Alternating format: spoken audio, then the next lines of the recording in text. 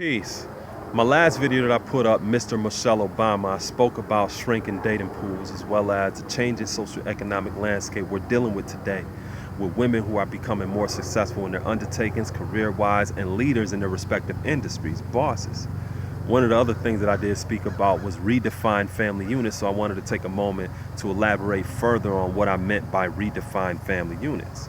One thing that is vital for us to continuously do in this day and time is to support, encourage, and appraise our women for their individual successes, accomplishments, and personal growth and development. So we always have to continue to stand by our women for those personal and individual successes. At the same time, we must never lose sight of the fact that anytime we have individual accomplishments and personal growth and development, it's for the express purpose of collective accomplishments and collective growth and development. That is ultimately the end game, not independence, because the idea of independence is really an illusion. If you look at the universe, everything in the universe is interdependent.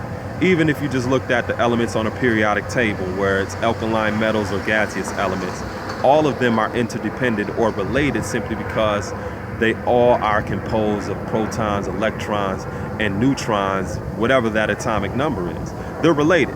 So everything in the universe is interrelated, just on an atomic or an elemental level.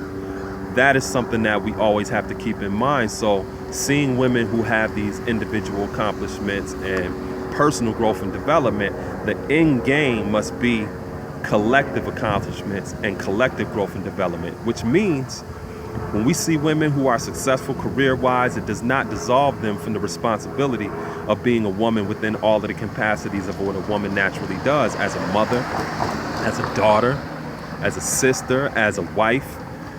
All of the resources that a woman is able to accumulate, or the accomplishments that she's able to make in this world, is something that should be brought back home in order to help build and restore the family unit that we have, in order to rebuild and to restructure our communities. And that's what I meant by a redefined family unit. We're no longer in the 1950s where there is one income that is able to hold down a household. We're in an era of two income households. And in an era where we have two income households, we should have the ability to be even more empowered than what we were years before this. Because now we have a lot more women who are successful in their undertakings. We have men who are also becoming successful in their undertakings. And that should allow us to be stronger as a family unit and to restore our communities in a way that we haven't been able to do in the past. So that's what I wanted to just elaborate on briefly, that when I say redefined family unit, I'm talking about we have other resources that are now being brought back home.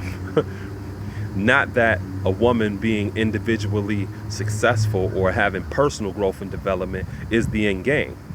No, that is just the platform used to help support where you actually came from. So with that said, this was inspiring, empowering, it was educating, and gave those of you a little bit more insight on what I meant by redefined family units and what it ultimately means in terms of our relationships. Peace.